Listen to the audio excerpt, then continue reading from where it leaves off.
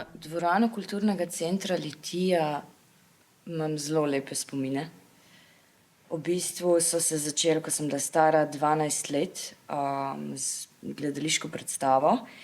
Takrat je tukaj deloval izredni teater in smo delali predstavo z naslovom A mamo ste pa kar živo pokopali. In to je bila tudi moja prva gledališka predstava tukaj na tem odru.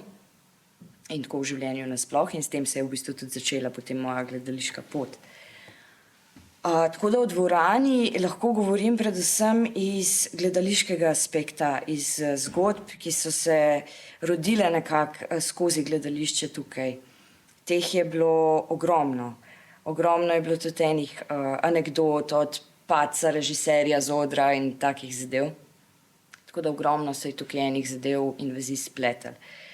Potem, nekaj let zatem, je v bistvu gledališka skupina izrednega teatra prenehala delovati, tako da je bilo nekaj časa potem tudi, mislim, da se ni nič kaj veliko dogajalo, kar se tiče lokalnega gledališkega življenja.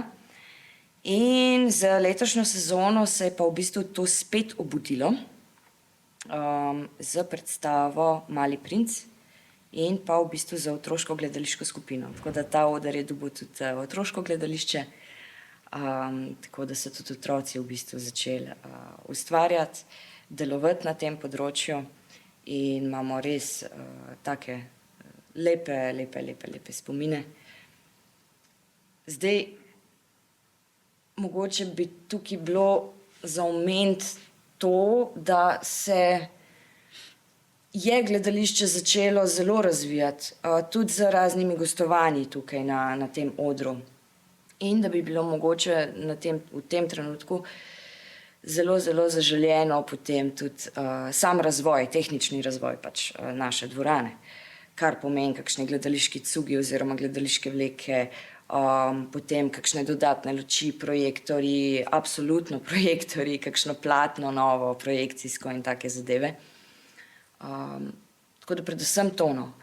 Da bi se mogoče zadeva malo bolj modernizirala v smeri gledališča tudi, kar se tiče postavitve stolov za publiko, mogoče sama višina odra in take zadeve, no. Tako da si zelo želim, da se gledališče v Litiji razvija in da se pač posledično razvija tudi sama dvorana.